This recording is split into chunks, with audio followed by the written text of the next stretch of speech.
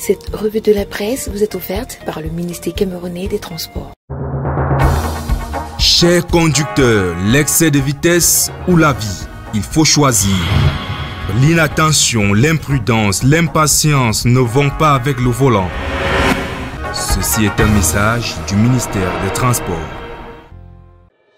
Bonjour madame, monsieur, bienvenue à la lecture qualitative et quantitative des journaux parus en ce mercredi 24 novembre 2021 au Cameroun. Commençons par le quotidien gouvernemental Cameroun Tribune qui a titré à sa grande une « Région en crise, le pari de la relance ». Les plans de construction mis en place à l'initiative du président de la République en vue d'assurer le redécollage de l'extrême nord, du nord-ouest et du sud-ouest sont également appelés à concourir à la restauration de la paix entre les composantes sociales. Cameroun Tribune fait l'état des lieux à l'occasion de la plénière spéciale organisée à l'Assemblée nationale. Le dossier est à lire de la page 5 à la page 7 de ce journal. Le quotidien Mutation reste également dans le même sillage. Nord-ouest, sud-ouest et extrême nord, le poker menteur. Le coordonnateur du plan présidentiel de reconstruction de ces régions en difficulté hier face aux députés, les bailleurs de fonds ne sont plus emballés par l'initiative. L'information, vous la retrouverez de la page 8 à la page 9 de ce journal.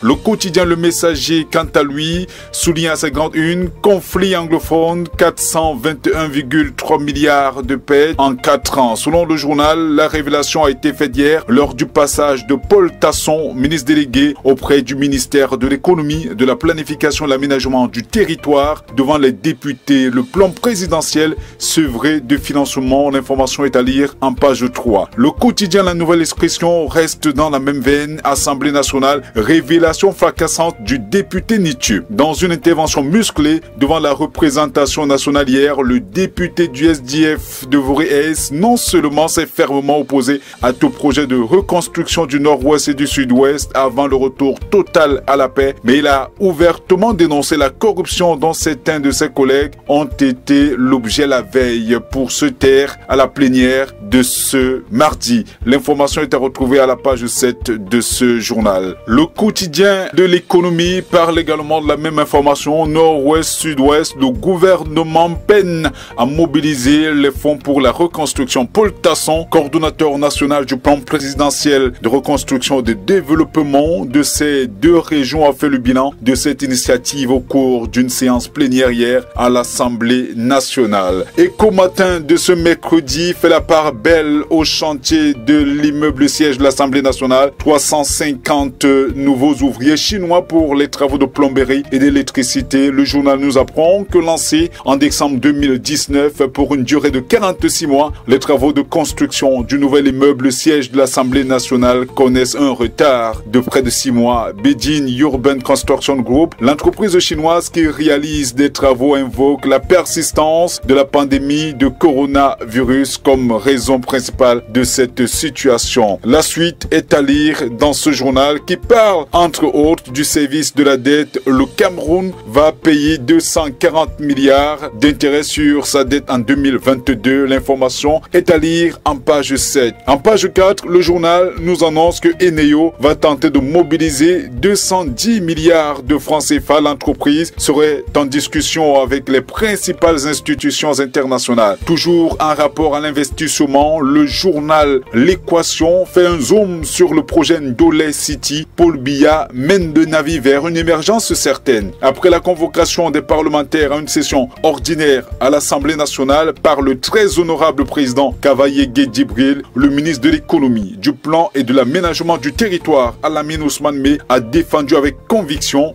la stratégie nationale de développement du Cameroun à l'horizon 2030. Le journal parle aussi de l'initiative Young Connect Cameroun et titre « Le gouvernement évalue la mise en œuvre du programme ». Éco-Santé s'intéresse quant à lui à la lutte contre la mortalité néonatale. Afriland First Bank se mobilise pour l'achat de 50 couveuses Made in Cameroun. Cette opération a été lancée le 17 novembre 2021 à Yaoundé. Les détails sont à lire à la page 7 de cette édition. Le journal fait également un zoom sur l'hôpital de district de Biyé-Massi qui a reçu hier son prix de l'excellence du leadership en santé au Cameroun. Le quotidien L'Info à chaud nous amène africaine au Canada pour nous parler de cette Camerounaise qui vient de prêter serment comme sénateur. Vous retrouverez les détails en page 3. Vous pourrez également lire la rocambolesque affaire d'un couple issu d'une même famille qui est déterminé à se marier malgré les protestations du chef de groupement.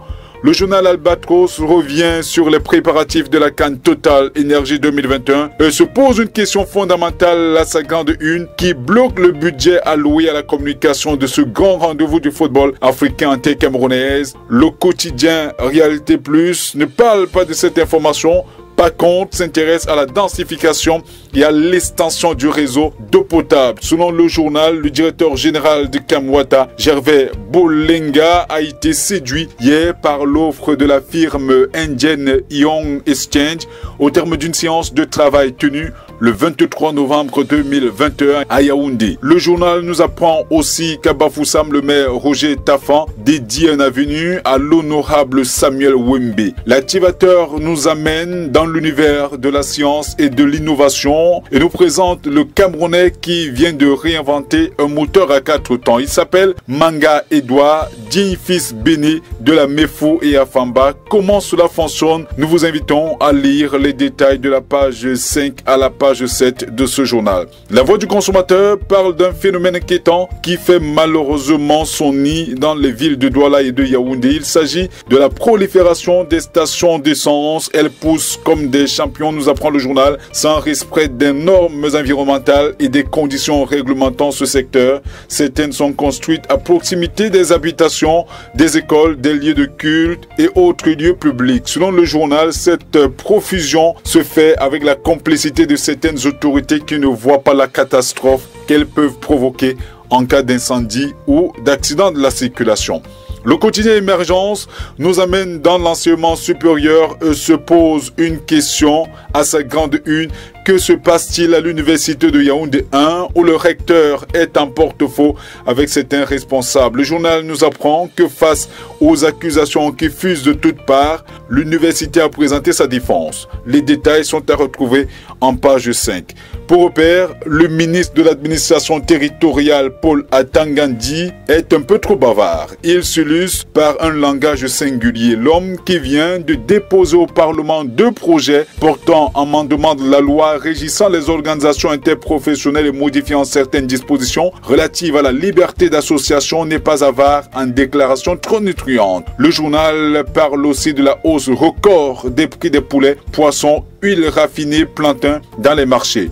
Le billet hebdomadaire L'Essentiel, quant à lui, nous amène dans les profondeurs du dossier Covid-Gate, marchés spéciaux, le virus fatal. Nous renseigne-t-il? Selon L'Essentiel, le rapport d'audit complet de la Chambre des comptes de la Cour suprême qui a fuité sur les réseaux sociaux en est la preuve. Comment? Vous trouverez les détails en page 3 de ce journal qui nous apprend également dans son dossier des pages 4 et 6 concernant l'aide à la presse que quand l'État veut, il peut.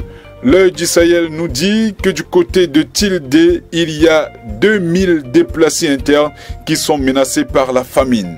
Le journal nous apprend également que du côté du Nord, 70 000 enfants ont été non scolarisés en 2020. Du côté de Yagua, accusé de vol, il tue son fils. Garoua, la vie des enfants mendiants. Le journal Essingan nous amène du côté de la route de Maroua Bongopous, le sauvetage de Ngongo sur instruction du ministre d'État secrétaire général à la présidence de la République Emmanuel Nganou Djoumessi a enfin transmis à la BAD le 18 novembre dernier la proposition d'attribution du dit marché routier à Jito Constructioni Géberali, entreprise retenue par les commissionnaires spécialisés du ministère des Travaux publics et du ministère des Marchés publics. C'est le verdict de l'arbitrage convoqué à la présidence de la République pour le sauvetage des financements de la Banque africaine de développement et au cours duquel les prétentions illégales du ministre des Travaux publics en faveur de Soroubat ont fondu face à l'exigence du respect du code des marchés prôné par le ministre des Marchés publics, Ibrahim Talba Mala. Madame, monsieur, c'est avec cette information que nous mettons un terme à cette lecture transversale et qualitative des journaux parus en ce mercredi 24 novembre 2021 au Cameroun. Restez en compagnie des programmes de Reflet d'Afrique Télévision qui se poursuivent.